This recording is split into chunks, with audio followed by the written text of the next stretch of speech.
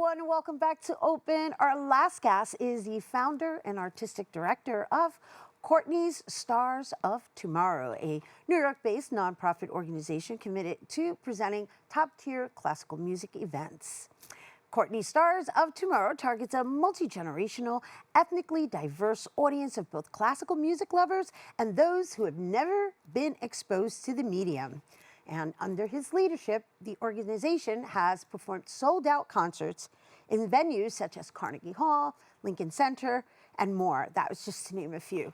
Everyone, please welcome Courtney's Stars of Tomorrow founder and artistic director, Courtney Carey. Hi, hey, welcome. How you doing? All right, all right. Welcome, Pleasure to be here. welcome. Thank you for being here. Look, I got the memo. Right, you're singing next. Get ready. Uh-oh, I'm in trouble. I'm in warm trouble. Up, let's warm up a little bit. No, I don't know. Well, it brings me to, how do you discover these Stars of Tomorrow? That's a good question. So a lot of them come from my church choir. I am one of the associate conductors at Ephesus, Seventh-day Adventist Church in Harlem. And so people will come to me and say, hey, can I sing in your choir? And a lot of them are professional singers. Most of them, as a matter of fact, are professional singers. And they sing for me, you know, what's anthems, spirituals, and gospel songs. And it was actually at Ephesus that I started Courtney's Stars of Tomorrow. One Saturday, we were in church, and this guy, Issachar Savage, sang a solo, right? And I was like, wait a minute, how come you ain't famous? Like, you should be famous, yeah? Right. And I pulled him outside and after he sang, and I said, so if I put on a concert, would you sing it? And he was like, yeah. And if I invite managers, would you be nervous? He was like, no. And that's how it started. I wanted to give people, particularly from marginalized groups, Right. a shot at, you know, performing all across the city. In the classical Yeah, genre. yep. I love this. I love this. So, because I want our audience to understand, if they're not from this field, right, the role that you play in launching people's careers, right, and how you discover them. And I would also like to learn more about your alliance and partnership with Bronx Arts Ensemble. So the one thing that I've sort of set out as one of my objectives is to provide, I guess you would say, like, emerging artists a platform to perform in the big halls, like Carnegie Hall, Merkin Hall, because that's important, and Right. it's an important part of your artistic development. Right, And in developing that resume Exactly. and making sure that, you know, there's that validity in development. That's it. Yeah. That's it. Because they see it on their resume, and it's like, oh wait, hey, he's performed at, you know, Merkin Hall or wherever, and it like you said, it validates the artist, and so that's a part of what I have been doing these past 10 years. We actually celebrate our 10th anniversary in June of this year. Yeah. Wow. Yeah. Congratulations. Yeah. A decade. A decade. That's a decade of commitment to the next generation. And so do you have any success stories that you could share? Yeah, actually, yes. So there are three that I can think of right at the top of my head. Janina Burnett was in our very first concert and was contracted to sing at the Metropolitan Opera shortly after that first concert. And she's been singing all over the world. Hello, right? No, because you get to take credit for sprinkling some of that ingredients. Yeah. And I just want to say, though, you know, it's all about the artists and their talent. Their talent gets them there, but, you know, I like to think I give them a gentle boost, and, you know, along the way. But it matters. It does. It Yeah. matters more than I think people such as yourself even realize, right? I mean, perhaps you had great coaches or great mentors or great supporters that are professionals in the field, and the fact that you're catering to marginalized communities, it matters. It really matters, Yeah. right? Because it's not just about learning the song, it's about the language, it's about the history, and then it's also about pushing boundaries. Yeah. Right? And putting people who are not typically seen in the classical music sort of sphere out into the front. I mean, now, you know, with DEI, it's, you know, more sort of in your face, but I was doing this before that even was sort of a catchphrase. And so I know, it's so trending now, Yeah, right? yeah. DEI, we've been doing it. Yeah, exactly. We're there with you. Exactly. So I Yeah. understand, but I want to make sure that we come back on track in making sure that we also share with our viewers your relationship to Bronx Arts Ensemble. Yeah. And as it's funny that you mentioned that as the lead into this, because we share a similar mission to, you know, present classical music to the public at, you know, a low or free Right. cost, And I actually met the artistic director, Judith Enzel, some years ago. My coach was telling me about this wonderful viola player. And I was like, okay. And in the middle of my coaching, she stopped. She says, she's coming here. I want you to meet her. And Judith is just absolutely wonderful. I mean, a wonderful musician and supporter of the arts. And so we've been collaborating for the past couple of years doing concerts. And we have 2 concerts coming up, as a matter of fact. The first of them is on April the 19th at 7 p.m. And that is at St. Benedict Church in the Bronx, here in the Bronx. And then the second one is the next day on the 20th at 8 p.m. And that is at Our Lady of Mount Carmel Church. Nice. And so just so that our viewers understand, right? So there's this collaboration that you have with Bronx Arts Ensemble. And do you serve each other with the artists? Do they submit artists to you? Do you submit artists to them? Like, how does that work? Or do you just serve as collaborators in your presentation? So for these 2 concerts, as a matter of fact, we have my chorale, the concert chorale. Right. We're going to sing, and then the Bronx Ensemble is going to serve as the orchestra. In the past, we've done sort of similar setup where, for example, Juneteenth, I took the choir out to sing, but the Bronx Ensemble sponsored and hosted that event. And so we just went out and sang our songs and had a good time. So that's the nature of our collaboration. So what is your background? Like, because I'm curious to know, like, what inspired you to commit yourself to this? I mean, you just shared, you're celebrating 10 years. That's a big commitment. So it's funny, I'm gonna make a little bit of a joke. You mentioned rice and peas earlier. Right. And I got to thinking about my grandmother, but we don't have rice and peas. We have, ham hocks and black eyed peas. Right, so right. I was thinking about that. Right. And I was thinking about my grandmother would always sing over the pot, cooking. And so I think that's where sort of my inspiration for bringing music to people came from, really from my grandmother. She wasn't a great singer, but she sang all the time. And I mean, I'll find myself just walking up and down the street, just strike out with a tune, And to be able to bring that kind of joy to people, the joy of music and enjoying music and creating community is really what it's all about for me. And that's sort of where I got my start in that, right in my home kitchen. And why this particular genre? I've loved classical music since I was a kid. Now I listened to 3 6 Mafia because they were, right down the street from my church. Right. But you're like, excuse me, I'm eclectic right, too. and Don't Skinny get it Pimp, twisted. hey.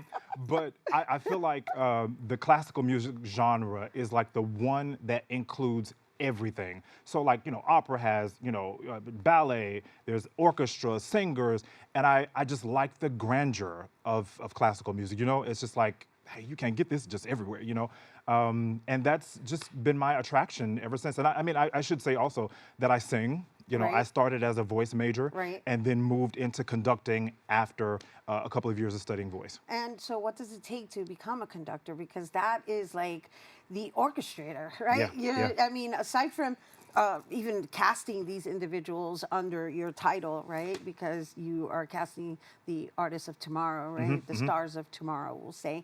But you're also orchestrating, right? Yeah. You're the maestro. Yeah, it really is orchestrating and choreographing so many parts, and especially now after the pandemic, we find ourselves, conductors having to do everything. So not only do I conduct, but I also have to be the administrator. Right. I have to corral everybody together Right. and take care of all of the sort of business details. Hence the term chorale. Exactly. That was a good one. I got it. That was a good one. But yeah, having to pull all the people together is a job. It's a chore. But as far as like my conducting background, I actually started at Morehouse College in Atlanta, Georgia. I was a student there, and I was watching the conductor one day, and he made this gesture with his hands like this, and I was like, wait, I think I can do that. And David Morrow is his name, and I just sort of patterned myself after his conducting style, and that's how it started. Wow. Yeah, I always found that role very fascinating because it's truly your energy that is really conducting the I guess the emphasis of the instruments and also the way it's synergized, right? And so I just wondered, like, where you learned those symbols and how important is it for you to follow, I guess, the classical aspect of it, and if you also have the opportunity to innovate it with your own symbolism. It's funny because so we're gonna perform for you, and Right. you'll see some of that in my hand gestures, like how I move my hands and the things that I do with my hands dictate the sound that comes out. So, there are moments that is when we were warming up earlier, I was like, can you make this crisper? And so with my hands, I literally went, to get that, crispness of Right. the sound. So my gestures, again, sort of dictate how they'll perform and what they'll ultimately sound like. Beautiful. Yeah. So before we go, let's introduce everyone that's going to be presenting today. Yes. And what you're going to be presenting and why you chose this piece. Yes, so I'm going to be conducting members of the concert chorale. The group ranges between 16 and 20 people who are all professional musicians. And today we have Brianna Sheriff, who is the soprano, Michelle Trinidad is the alto, Caleb Hopkins is the tenor, and Charles Carter is the bass. And we're going to sing a song. So we have the skeleton crew. We have the skeleton crew, yes. But they pack a punch now. And if we need a little soprano, no, you may be an alto, so we may pull you in. Yeah. But yeah, so we're gonna sing this song called "Didn't My Lord Deliver Daniel," and it is an African American spiritual. And I chose it because spirituals are really sort of, as I see them, the most indigenous music that we have here in Right, America. right. And I wanted to present that as sort of also representing what we're going to be doing in this concert with the Bronx Arts Ensemble. The second half of our concert, we're going to be singing spirituals, including a large-scale work with the orchestra written by Robert Nathaniel Dett, who was the first person ever to use spirituals in a large-scale work with an orchestra. Nice. And so I thought that this would sort of connect all of that. Oh my gosh, I can't wait to experience it. Yeah. And thank you so much for bringing it here to our viewers. Everyone, Courtney, Carey, Yeah. once again, don't go anywhere because when we return, Courtney, Carey, and the concert chorale will be performing for us after the break, and you don't want to miss.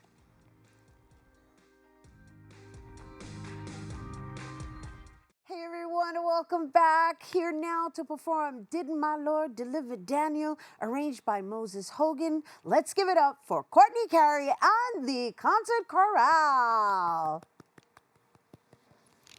Did my Lord deliver Daniel, deliver Daniel, deliver Daniel? Didn't my Lord deliver Daniel, and why not every man? Didn't my Lord deliver Daniel, deliver Daniel, deliver Daniel? Didn't my Lord deliver Daniel, and why not every man? Didn't my Lord Deliver Daniel, yes, deliver Daniel, yes, deliver Daniel, deliver Daniel, deliver Daniel, yes, deliver, why not every man? I set my foot on the gospel ship, and the ship it began to sail. It landed me over on Canaan shore, and I'll never come back anymore. Didn't my Lord deliver Daniel, deliver Daniel, deliver Daniel? Didn't my Lord deliver Daniel, and why not every man? Why not every man?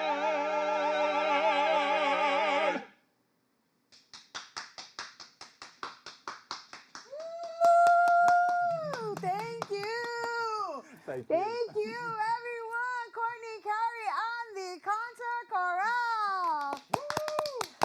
All right, once again, the Bronx Arts Ensemble Orchestra and Courtney's Stars of Tomorrow will be performing Mozart's Coronation Mass on Friday, April 19th at 7 p.m. at the Church of St. Benedict, located at 2969 Otis Avenue in the Bronx. For more information, visit BronxArtsEnsemble.org. And for more on Courtney's Stars of Tomorrow, visit SeeStarsOfTomorrow.com. That is our show today, mi gente. Thanks to all of our guests for coming through, and to you, our viewers, for tuning in. If you missed any part of the show, you can check out this episode throughout the weekend and 24 hours a day at BronxNet.tv. I'm Rena Valentin, and from all of us here at Open, may the universe provide paz, prosperity y amor.